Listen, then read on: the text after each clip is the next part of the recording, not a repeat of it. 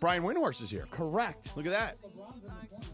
LeBron is in the corner. King is in the house. With his T-shirt of the greatest fan of all time contest, the Gafote. Mm-hmm. There he is. So Wendy's in the house. Yeah.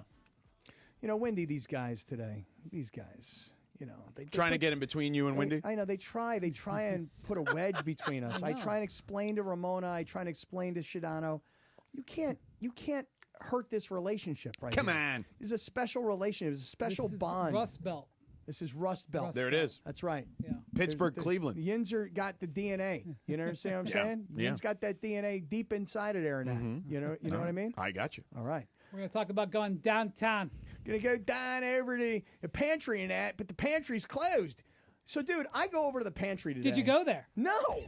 so Wendy goes like this. Wendy goes, you had 75 years to go to the freaking pantry. You did. What happened to the pantry? I don't know, man. I read the stories. There may have been some union trouble. Apparently, the owner passed away a year ago, and it went all downhill from there. You know, like I had several Christmas dinners at the pantry. I think I told you. You know, back before LA Live, I'm getting long in the tooth, George.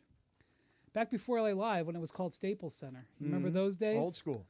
There wasn't a bunch of restaurants around here.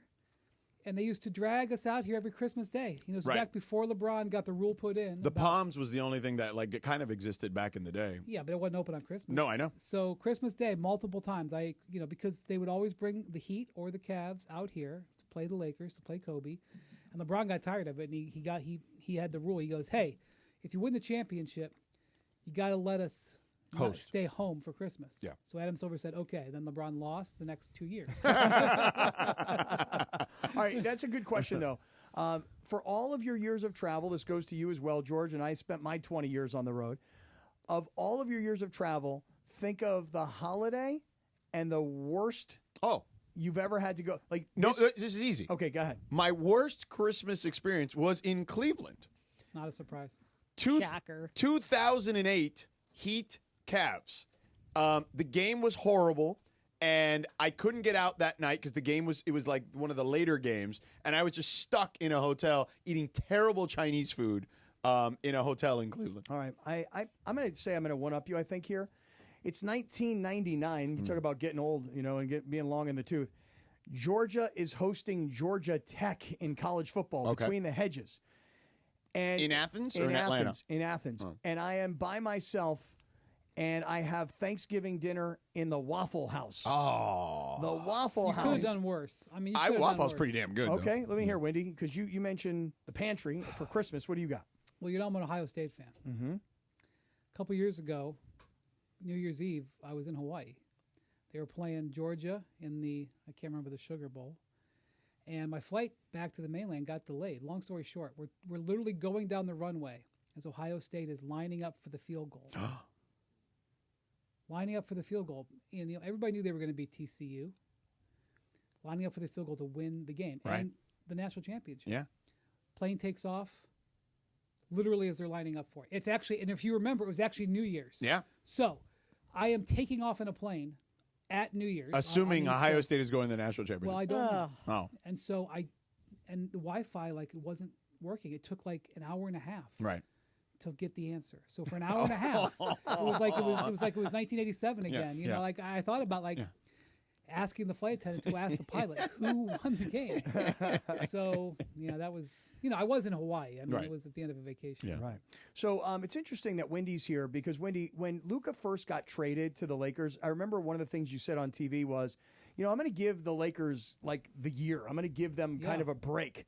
But then all of a sudden they went on this crazy run, and the whole world all of a sudden thinks the Lakers are serious championship contenders. Yeah. And then last night happens, and I grant you there's no LeBron, there's no Jackson Hayes, there's no Dorian Finney-Smith. I mean, they got a lot of guys out and hurt. But to have, and this is what I was going to tell you before the break, George, the worst part of last night's loss for me is you have a 15-point lead in the first quarter, and you give that up before halftime. So do you put a lot of value into last night's loss when you have so many guys out and you got a cross-country trip? What do you think? My outlook on the Lakers is, short-term good, medium-term great. And I don't change that after last night. Also, my commentary on the Lakers for the next couple of weeks is just chill. They're going to take some losses, probably. I mean, I don't know. I mean, they play great here. maybe they have the 5 and 7 games. All of them are here, so maybe they have some. But even if LeBron was healthy, he was not going to play in all those games. It's a back to back.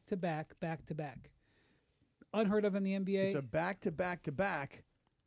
6 games, 8 days. 2 games, day off. 2 games, day off. 2 games. Wow. Ridiculous. They would never schedule that. It's a result of the makeup game. So last night was extremely disappointing because they're playing one of the worst teams in the league, and you want to get that game. I understand you have 3 starters out, and that's why JJ was so upset. I think JJ was so upset for 2 reasons. One, he felt they let their guard down and they got sloppy, and I think he might even blame himself a little bit for that because, when you win 20 out of 25 games, you can let some bad habits fester a little bit. He didn't get them to be focused, and he challenged them, but also I'm sure he's challenging himself. So they kicked that game coming into this situation, and that's going to be frustrating. And when you get to the end and there's maybe a game difference between being the 5 seed or the 3, you hope that doesn't come down to it. But I would just say to Laker fans, just take it easy. They're going to have some losses coming up. As long as you're in the top 6, you're okay. The difference between being, the 5 seed and the 3 seed is not that much. Honestly, if the Lakers don't play Denver in the first round, it'll be okay. Don't worry. You could even argue that being in the 4-5 and potentially playing Houston and then getting Oklahoma City in the second round is a better path. So Luca's got to play better, no doubt. Austin Reeves has got to shoot the ball better, no doubt. They've got to have more focus and attention to detail. They don't have margin for error. But just keep your emotions over this next 10 days.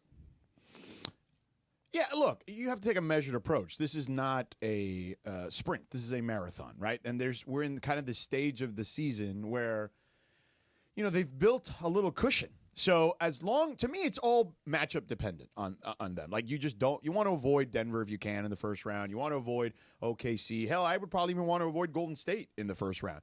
If you can somehow find yourself aligning with Memphis or Houston or even the Clippers or someone like that, I like their chances to move on. And then beyond that, see who's left. I agree. I think Oklahoma City is going to be the favorite to win the West, of course. They have some challenges. They're maybe some vulnerable in certain ways. They're going to play tomorrow in Boston, and Jalen Williams, their second leading scorer, is not going to play in that game. He got hurt last night, and it's going to be interesting to see Boston attack Shai Gilgeous-Alexander, maybe try to force him into some things. The Lakers, I feel okay about their chances against anybody 2 through 9. I say okay, like I don't feel like they can't beat any of them or they're in trouble. Like Denver would be a challenge, but any of those guys 2 through 9, Oklahoma City, I'm going to favor over everybody. Anybody else 2 through 9, health, high level performance by star players, any of those teams could beat anybody else. All right, guys. So what you need to know is that West Virginia coach Rich Rodriguez. Rich Rod. He, Football coach, huh? he has a reputation for being kind of old school. And you know what he's decided to do to his players? He's banning them from dancing on TikTok. Mm-hmm. Okay. He said they're allowed to use TikTok because he knows they're going to use it anyway. But he said, I'm banning them from dancing on it. It's like, look, we try to have a hard edge or whatever, and you're in there in your tights dancing on TikTok ain't quite the image of our program that I want. What about dancing on IG? Oh, that's a good question. Good question. Different question. platform, Coach? Yeah. Coach, do you mind if we dance Also, on let's Twitter? talk about the tights. Where they're all wearing tights. What's the story there? Well, Yeah. I guess they've got a couple of NIL players that are big on TikTok, and that's what these kids do these days. They dance on Right, TikTok. that's a terrible move for him, is what I would say, Rich. That's Rod. what There's a I reason. said. There's a reason you haven't been coaching a Power 4 team in a while, despite you having a lot of success. He's going to lose recruits. He's going to lose players. Yeah. Coach, I can't make the NIL money at West Virginia that I can make across the town, or across the state. In Pittsburgh. I can go over to Pittsburgh. They'll allow me to twerk. Pat Narduzzi Right. will let me do it. They allow me to twerk Yeah. all day long on TikTok, Coach. What the hell is this? Yeah. EJ Borghetti's going to put a release about my twerking out there Darn right he is. at Pitt. I'll tell you, it's funny. I saw a woman recently who was a flight attendant on. I don't. Oh, yeah, I remember- saw that. So that. I sent the story Oh, you did? in the chat. Well, that's where I saw it. Yeah. So George sent an article in the chat where this woman was a flight attendant for maybe Alaska Airlines. It was Alaska, yeah. And she's getting ready to go on her flight. By the way, nobody's on the flight. The plane is completely empty, Yeah. and she's doing whatever prep work she needs to do as a Right. flight attendant. So she's done. She's in the back, and she's dancing Right. like, hey, I'm really excited. Yeah. I'm jamming. Yeah. I'm on TikTok. Let's They fly. fired her. They fired this woman for dancing on TikTok. Yeah. Probably the best thing that ever happened to her. She'll probably get another job instantaneously, and she's well known. Right. I guess It's that's like when fair. Myles Garrett said, I don't want to be here, and he got $40 million. It's so funny you say that because Myles Garrett, a couple of weeks ago, this is about a week. No, it may have been for the Dallas game. It may have been for when the Dallas came to play the Lakers. He was in the 710 suite. And a buddy of mine said to me, you got to say hello to him because he's a sweetheart of a guy. So I walk up, I start chatting with him. Big NBA fan. Yeah, and so I start chatting with him and his agent. We have a nice conversation. And, we talked ever so briefly about football, which was just want to play for a winner. I want to go out there and I want to play for something that matters. And then Myles Garrett, the story was so weird, like the owner won't even talk to him.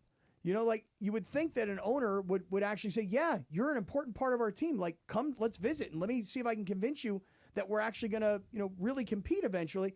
And all it really took was a big fat check to have Myles Garrett go, I'm good. I like Cleveland. It's good here. I like 3-14. As a guy that I really respect in the NBA, George knows who it is, but I'm not going to say his name. It's not about the money. It's about the money. Quick story. When Myles Garrett was about to get drafted, they used to bring the top draft picks to Bristol. Maybe they still do. They would bring the top draft picks to Bristol the week of the draft. Yeah. And Myles Garrett's in the green room. And I'm sitting with him, and I know he's going to get drafted by Cleveland. He's a big NBA fan. So he's talking NBA. We're talking about, what side. I'm like, hey, listen, you got to live on this side of Cleveland, blah, blah, blah. We're talking about the Browns. There's another guy, one of the other draft picks in the room. He's sitting across, and I'm totally like, I'm ignoring him. Right. I'm just like, I'm focused on Myles Garrett. Like, I'm almost turning. Yeah. I'm almost turning, like genuinely rude. Like I'm kind of giving this guy my shoulder. Yeah. And Patrick Mahomes. I'm like, I don't even know. We could be a second-round pick. I'm talking to the number 1 pick here. I don't know who you are, little cutie with the hair. Where'd you go to Texas? Yeah, right. One of the Texas Never schools? heard of you. Never saw Texas you play. State? Never heard of you.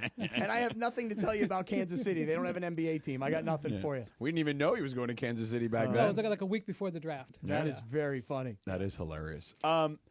All right, so that is what you need to know, brought to you by Morongo Casino Resort and Spa. Good times, just 90 minutes from wherever you are. All right, you were going to ask Wing D a question. Go ahead. What was that question I was going to ask him? Tell me what it was. What was it? We were talking about the Lakers, bro. Oh, the Lakers. Yeah. What was it? LeBron. What about LeBron? Luca. Oh, okay, good. Blessing in disguise. Thank you. Okay. Yes. Could you make a case in your own mind, Wendy, that LeBron being hurt and taking time off right now and having Luca be sort of pushed into being the number 1 option? You don't have the security blanket of LeBron. Could you make a case that this could be a good thing for the Lakers over the course of however long LeBron's injury is going to be? Yes, because first off, if you're going to have a groin injury, you want it to happen a month before the playoffs, not 2 weeks before the playoffs. So, who knows whether the recent uptick in activity, it's not so much the minutes with LeBron. He was expending a lot of energy. And I'm not a doctor, but I have seen in the past where players uptick their energy load and it results in a tweak.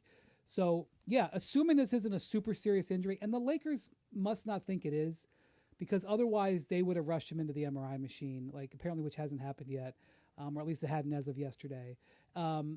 Yes, it does disrupt things. You're not choosing it, but giving him a full recovery time, and also Luca was getting going. I know he played poorly last night, but nature is healing. Luca is complaining about the referees again. He's getting back to the guy he is, and he was very deferential when he came here. I don't think he was like making a conscious decision. I'm going to come in here and stand back. I just think it was natural that it happened, and I'm seeing more evidence. The 2 or 3 games before the LeBron injury, the way he was playing, and certainly the way he played last night's game, it was not a good performance. I agree, but the way he played in that game was reminiscent of Mavericks Luca. So, again, if they take some losses in this next week, just chill, watch Luca try to get his legs underneath him and see if he can really get going during the stretch. Let me ask you a question about J.J. Redick. I mean, I think he's done a phenomenal job. I think most of us felt like, he would be prepared, right? It's just a matter of how he would handle things on the fly, right? And I think for the most part, he's done a really good job at that too. But now, we're getting towards the end of the regular season. He's going to have to navigate all this stuff and injuries, but every coach has to deal with that. And then playoff time, I feel like will be the next real moment where we will kind of grade him, for lack of a better phrase. How fair or unfair do you think some of that is, considering kind of how difficult the West is? Yeah, I also don't think he's got a balanced roster. So, again, I mean, like, I reserve the right to look at individual moments. Right. But I'm chill on the Lakers' expectations this year, and I'm chill on JJ. They don't have a balanced roster. He's going to go into a playoff series. He's not going to have a full tool belt of things he can do. He's going to have to play a certain way. They just don't have the size to do it. They're basically playing the way that LeBron played when Chris Bosh was his center. That's exactly. I mean, they're not playing exactly the Similar. same, but basically the way that Heat team played was pouring out the energy on defense, and they really leaned on Bosh's athleticism to help and recover, and they smothered teams with creating turnovers. And it was coined by one of the media members, the flying death machine, where the Heat would get on these. Eric Spoelstra used to call them the skirmishes. They would create these turnovers in bunches, but they played heavy energy defense, and that is the way JJ is asking his team to play. It is working. They're listening to him, but I'm not sure he has another choice. He can't play straight up defense because he's not. Like, we saw what happened in the Celtics game. The Celtics slowed the pace of the game down. They played Al Horford. They leaned with Al Horford and they used it. I mean, LeBron was playing defensive center. There was possessions where Luca was playing defensive center in that game. Obviously, you get Jackson Hayes and Rui Hachimura back, you're giving yourself a better hand. But seriously, JJ doesn't have a balanced roster. They know that. We know they know it because they traded for Mark Williams. You don't have to. Who's, by the way, playing pretty well. Yes, and so is Jackson Hayes. Yeah. Jackson Hayes is doing really good. In fact, maybe the way that Jackson Hayes is playing convinces you that Luca and LeBron can elevate a guy, and you don't have to go out and get an expensive center. That you can maybe focus on getting a more economical center, not just with money, but in terms of what it costs to trade for them. But he doesn't even have Jackson right now. He doesn't have Rui. So getting into the postseason, I know that when you have a 40-year-old star, you're like, oh my gosh, you got to win it this year. I do not see it that way. I think what the Lakers achieved this season is gravy. They are set up for the next couple of years. They have their assets. They have their opportunity to improve the team in the offseason. They're going to be able to draw players who want to play for under market value. Let them do that. Next year, when they build out the roster more, then we can talk about expectation. Then we can talk about JJ in his second season, second playoffs. I'm going to be okay with whatever he does this year. You know, going back to that Boston game on Saturday night, you had said on television, Windy, that, hey, look, on a Saturday night, you're a busy guy. You got a lot going on. You got an active social life, but you were willing to make arrangements just to watch that game. So did you lock in on Saturday night? Of course. You did. I was very excited to watch that game. A friend of mine in Omaha, where I live, is a huge Celtics fan, and he was looking forward to it for days on end. You saw what the ratings were today. I did not. What were they? No, it was the highest. Don't quote me. Highest game in 7 years, non-Christmas, something like that. It was 5 million viewers. Wow. Yeah. So. For a regular season ABC game, that's good. Good number. And I wish the Lakers could have had the fuller hand in that one. And let's just say LeBron goes out of the game when he had the groin pull. I think it was a 6.7 point game. Let's say LeBron goes out for his typical 2 or 3 minutes of rest. If LeBron comes back into that game as a 4-minute game or a 4-point game, man, I don't know. I mean, he could have brought him home. So it was a bummer the way it turned because Luca got hot in the end and gave them a chance. Boston's really good. It takes a high bar to beat them. I really enjoyed it. I was looking forward to that game for a while. I'm looking forward to this game coming up at the end of the week in Denver. It's a tough situation because it's a back-to-back. They don't have LeBron. But let's just see how that game goes. Let's just see what they've got. Let's see who's healthy for that game. I look forward to stuff like that. Yeah, I'm really disappointed. I mean, Rui's been out now. It's been probably like a week and a half-ish. LeBron gets hurt. Guys kind of come in and out of the lineup with little things. But the guy who I'm most disappointed about, and I say disappointed meaning just that he got hurt, is Jackson Hayes. Because the way that young man has elevated his game. And I got it. A lot of it's just athletic dunks and, people are lobbing balls and he's putting them down. But he is, in my opinion, he has really elevated to where he is an important part of this team now. And without him, I mean, you saw last night, had they had him last night, that could have been a difference in this game. Yeah, they're like, look, Jackson, put yourself in the dunker spot to catch lobs, be ready for lobs, and play help defense to protect the rim. They basically give him, just made it real basic for him, and he's getting it done. They can improve there. He can still be a rotation member of a contending team. But he's done okay. And it just is an example.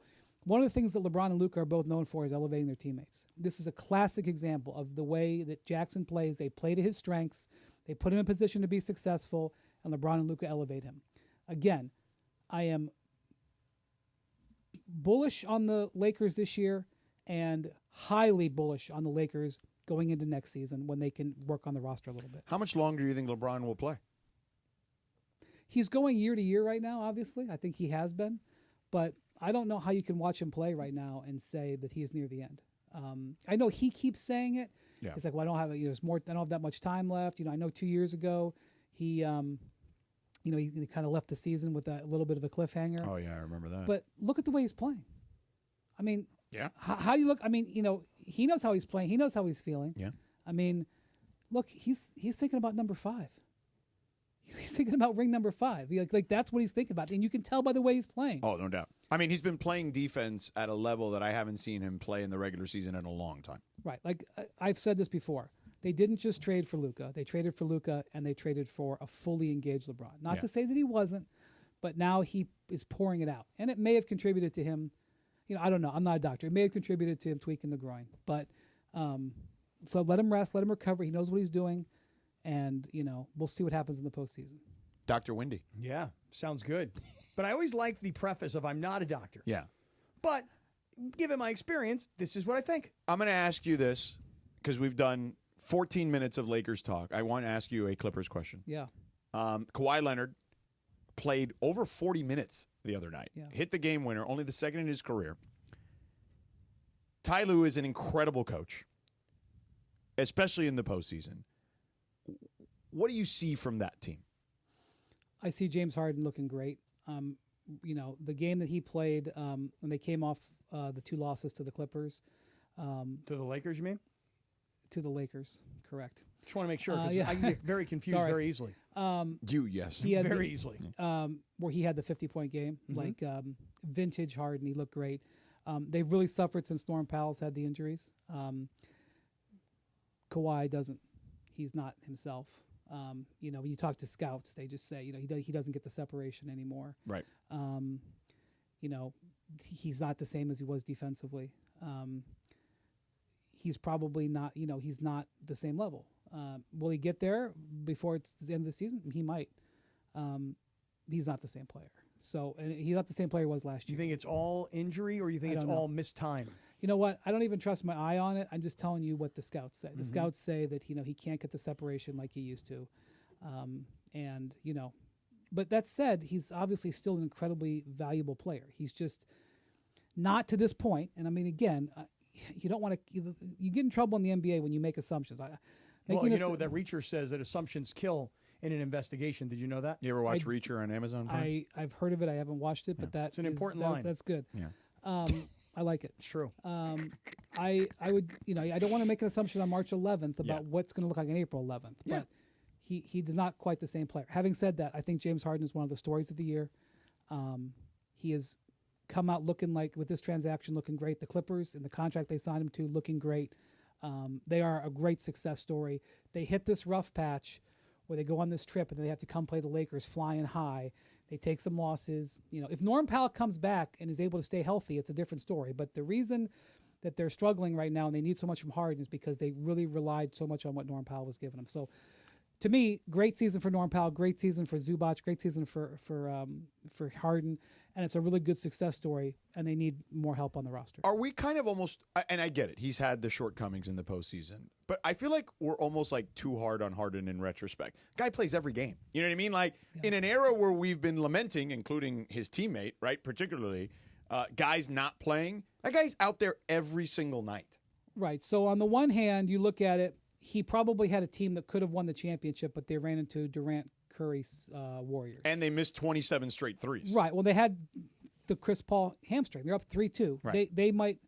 This is a side note that I always have about the Durant thing. Durant wins the 2 finals. People imply that was just a foregone conclusion. You go look at the league. You look at how good the Spurs were. You look at how good the Rockets were. The 2017 Cavs team was arguably the best team LeBron was on in Cleveland, better than the team that won the championship.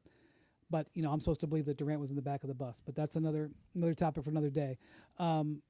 Harden had bad luck with that. He was absolutely unbelievable for those 3 or 4 years. But then he makes, 3 different trade demands. And when you make 3 different trade demands, and then though you get what you want, and your team underachieves, it underachieved in Brooklyn, it underachieved in Philly. You can assign blame elsewhere. It underachieved. Your Q rating, your reputation is just going to take a hit. Mm-hmm. Right. And the thing about it is that he's lost a ton of money doing it. He took a pay cut in Philly to help the team. Philly didn't give him the contract he wanted. He comes here. He becomes a free agent. The market isn't great. He has to take another pay cut. I'm not laying awake tonight worrying about James Harden's bank account, but right. he has done some things that that would actually sort of team first, but he hasn't gotten credit for it because he's made 3 trade demands. You mentioned Kevin Durant. I mean, basically Philly and Phoenix are the 2 most disappointing teams in the sport, I think. And you and I talked about this off air, but I'd love to get your thoughts a little bit for the audience to hear about Durant. Like, it seems a fait accompli. We all know he's probably not going to be there next season. What would it take to get Kevin Durant, to your knowledge? Yeah, great question. So at the trade deadline, obviously they were making him available, and they had talks with several teams about him. How serious the talks were, you're going to need the truth serum for that. They definitely talked to Golden State. They definitely talked to Miami, and they definitely talked to Minnesota. Did they talk to other teams as well? Probably. But I know that they talked to those 3 teams, and to the point where they swapped concepts. Like, the word offer is complicated in the NBA. Yeah. People get their backs up about offer. They talked about what a trade would look like with those 3 teams. Okay, So, and you say, well, why did they do that? They did it because next year, first off, you look at this year's team, they're 30-35. Unacceptable. They have the number 1 payroll in the league. They're in the second apron. You cannot be in the second apron and not be competitive. It is not acceptable. You just can't. So they're in a situation where they have 3 star players. One of them they are not trading. He's in his 20s. He's committed to the organization. That's Devin Booker. One of them they cannot trade. Bradley Beal has a no-trade clause. His agent has said on the record to whoever will listen, he is not waiving it. Whether or not that's true, it doesn't matter. You have to operate that you can't trade him. And one of them is Kevin Durant. You're not allowed, when you're in the second apron, to put 2 or 3 players together to trade. You're not allowed to take back a sign and trade. You're not allowed to do a trade where you take back more money than you send out, which means the teams aren't going to want to send you talent. They have no draft picks to trade. I mean, they broke the 1 pick they had into 2, so they have a couple of sort of quote-unquote bad firsts. You don't need a high-level analyst to come in and say what they have to do is trade Kevin Durant. And that's why they were trying to trade him. It's not controversial. He knows it. The rest of the league knows it. So they can't go into next year as a second apron team where their top 3 players make $150 million combined, which is number 1 amongst all trios in the league, and say that status quo is going to work. They've got to break it up. So the answer is it comes to Durant. The question is this. There's the big thing that no one's talking about. Is Durant viewed as an expiring contract, or is Durant viewed as someone you're trading for, giving multiple years to, and saying, I'm going to go forth until his 40th birthday, or 38th birthday at least? The numbers say the latter. Right, because his stats are all, like, for a team that's as bad as they are and as much money as he's making, you look at the numbers, his scoring, his rebounds, his assists. Like I looked at him the other day and was like, wow, he's actually having like a really good statistical season. Right. But even though I perceive him and them to be a disaster. But the whole is less than the sum of its parts. I botched that on TV today, but that's what I wanted to say. Yeah, I think that he is at much, even like LeBron at times over the last couple of years, is showing at times his age. You know what I mean? Like in certain aspects of his game. He's still one of the greatest scorers to ever play. He can still pretty much score from anywhere on the floor. Not pretty much. He can score from anywhere on the floor right now. It's just he's 37. So getting past guys when they're 23 is not as easy when he's 37. You know what I mean? Like the guys defending him. So I just think that, and by the way, defenses are way more complex in the NBA than they've ever been. So I think that, and I would even add this caveat. There are the 3 main guys like to operate in the same spaces offensively, which I don't think helps him either, and helps them as a team. So I think that there's a lot of things to parse. I think it has to be the right situation. I think those 3 situations you mentioned would be benefit. He would be a benefit to them to take whatever the next step is. Yeah. So the question is, if he's gonna require a contract extension, which is reasonable, And that's why he said on the record, you want to end the career on your own terms. That's him talking in code of, if we're going to do a trade, I'm going to control where I'm going to go. Because what upset him was that all of a sudden he found out they were talking to Golden State about him, and he didn't even know. And he's like, wait a minute. At this point, I need to know. That's probably the way the Suns will operate it, but they don't have to. And if a team is just looking to move off of money, they could rent Kevin Durant for a year. And again, not that I think that's the way it's going to go, but that could be the way it could go. And so that's a big factor. The other thing is whether or not Phoenix is going to try to recoup draft assets. They traded 7 years of draft control, 4 firsts and 3 swaps to get Kevin Durant. If they're looking to get back a bunch of stuff like picks and swaps, that's not necessarily going to yield them the players that are going to improve their team. So they're going to have to decide. I don't think that they're going to be able to get a comparable package as they traded for him when they trade him away. So that's going to be the other thing. Are they going to prioritize getting players that can help them now, that can help Booker and Beal now? Or are they going to prioritize getting draft picks back that they can use to reformat their team in the medium term? And that's going to also factor into how they do a deal. I can't imagine that anybody is going to give Phoenix a whole bunch of draft capital for Kevin Durant. Yes, I'm saying, George, that I've seen all the numbers. I think he's averaging 26 points per game. So his scoring is still there, but his team stinks. And guys, you guys are in the league. I'm an outsider looking in. I perceive Kevin Durant to be a giant pain in the ass. Do you guys think other people do as well? I don't think he's a pain. I think there's times when he can be, he can be a bit to deal with because that's a star player in the NBA, unless you're Steph Curry. But right. I would take him on my team. So I thought Bob Myers nailed this on television one day when I was watching them talk about this. Tell me, what did he say? Bob obviously was the general manager at Golden State, and they were making the argument. Kendrick Perkins, our guy, Perk, was saying that he's not a leader, right? But that he believes he has it in him because when Russell Westbrook went down, when they were in Oklahoma City and Kevin Durant won the MVP, he saw him lead vocally and by example. So he's got it in him, and that's why he's disappointed that he doesn't have that. And you can't have a team in Phoenix who doesn't have a leader because Booker's not vocal enough, and Beal is certainly not a leader, and Kevin doesn't want to do it. And, Myers actually came on television and said, look, maybe that's true, maybe that's not. He's like, look, the guy was on my team. He's like, but I would take the guy who has won 2 finals MVPs. And if that's not his strong suit, I'll figure out the rest of that stuff around him in the leadership and whatever other aspects you need to compensate. I agree. Also, Kevin Durant has never said, I'm going to come in here and be the leader. Correct. Never. It's one thing to say a guy doesn't have good leadership qualities if he's trying to be the leader. Durant has actively looked to pair up with stronger personalities. He actively looked to pair with Kyrie. He actively looked to pair with Devin Booker. He went to go play with the Warriors that were in place. He's not out there. You want to criticize him for that. That's fine. I don't think that's something he's looking to be the guy to do. Interesting. I mean, I would think that a guy of his stature and a guy of his career and a guy of his number of years in championships would kind of almost be automatically a leader. I mean, especially on a team like Phoenix right now. I mean, don't you think? I mean, just compared to the other 2 guys and the other 2 personalities that you're talking about, he naturally has to be the quarterback, doesn't he? Not necessarily. I think that's a nebulous thing. I think if they got more stops and they were a little bit more cohesive and Bradley Beal played like a $50 million player, it would be a different conversation altogether. All right, last one for you, and thanks for all the time spending with us here. All right, Celtics, Cavs. We need this one for Lindsay.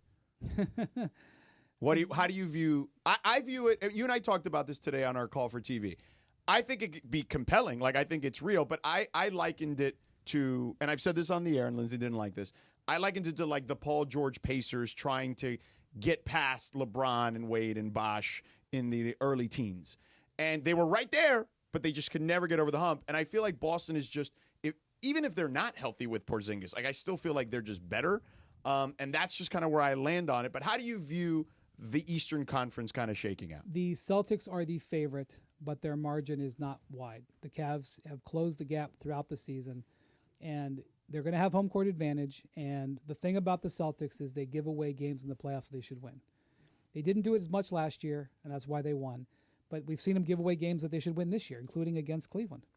And so last year, if they gave away a game during a series, it was no big deal. They were so good, they didn't go more than 6 with anybody. And everybody they faced was banged up too. Correct. The Celtics. It was all gravy for them. That will not be the case against Cleveland, assuming Cleveland's healthy. If they screw up, Cleveland will beat them. And Cleveland, with the home court, with Donovan Mitchell, who has dominated the Celtics, they may beat them straight out anyway, but I would favor the Celtics. They're a beast to handle. They're a completely modern team. They're totally designed to execute in the current modern environment. Everybody who steps on the floor can defend. Everybody who steps on the floor can hit a three. You can't attack them. They have multiple different guys who can be the ball handler. They have multiple different guys that can be their leading scorer. They can hit 25 threes without batting an eye. They can have a bad quarter and recover because of that three-point shooting. They're just a very hard team to beat 4 out of 7. I believe the Cavs can do it, but I believe they are underdogs. Maybe it's 43% underdogs. Maybe it's 49% underdogs. But last year they were never in that series when they played. I mean, it went to 6. It went to 5 or 6, but I think it went to 5. Yeah, they had like one Max Strus game or whatever. Yeah, but Donovan was hurt and Jared Allen was hurt. Yeah. So, but I would see that as potentially going 7. Yeah, real quick, I know you're going to go, but we saw the Knicks here last week, and it was a good game until Jalen Brunson went out of that game. Yeah. And I stopped paying attention to the Knicks as soon as they left. What's the story on his injury? Is he coming back, or how bad is it? They didn't say it was a grade 2 ankle sprain, but I can just tell you it's basically a grade 2 ankle sprain. So a grade 2 ankle sprain is multiple weeks. It's 2 to 4 weeks usually. Maybe it's 2, maybe it's 4. Like everybody's ankles are different, and that's what Jaren Jackson has. Whenever you see the ankle turn and the player can get the ankle unturned before the ankle bone hits the floor, which it didn't happen in Brunson's case. Usually they can avoid the grade 2. If the ankle bone goes all the way down, it's usually grade 2. If it's really bad, it can be grade 3, which is like what Jonathan Kuminga has been coming back from, and Brandon Ingram. I think it's grade 2, so he's going to miss some time. The Knicks are in decent position, but the Knicks are not beating the Celtics or the Cavs, in my opinion. Yeah, agreed. Brian Windhorst, make sure you check out the podcast, The Hoop Collective. They do a phenomenal job there. You want more of this and then some? Get on on your phone or wherever you download your podcasts and download and subscribe to the Hoop Collective podcast. We recorded one today, George, and a very strange moment happened, and it'll be on television tomorrow on ESPN2 in the afternoon. It's one of my top 5 favorite moments of the podcast. How about that for a that's a good tease. I was on once from Indiana during the All-Star break and from my hotel room, and my wife walked behind me. So there was that. So that was fairly strange for me. Hey, you had to edit that out, I believe. Usually we do 5 to 5:30 commercial free. How about today? We did 4 to 4:30. Yeah, we do whatever we want to do. Yeah. Take that, Bergman. Yeah, you hear that, Bergie? Yeah. All right. Thank you, Brian. Appreciate the time, as Windy. always.